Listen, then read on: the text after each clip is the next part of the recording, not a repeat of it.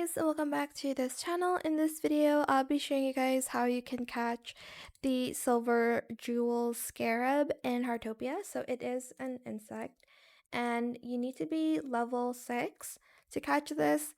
The weather for it is sunny or rainbow, and it's at the onsen stone cliff area, which is here.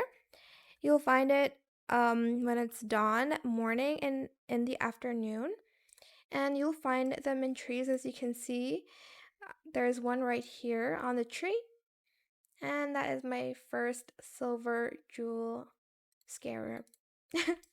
But yeah, that's where you can find it. You can find them on trees, not on bushes. I think I found one more here, as you can see. But yeah, that is it for this video. I hope it was helpful for you guys. Don't forget to like, comment, share, and also subscribe to this channel if you haven't done that already. If you have any more questions about this video, just leave it in the comment section down below. I will try my best to answer them all for you guys. And if you found this video helpful, please click the thanks button as well. That is it. Thank you so much for watching. Bye!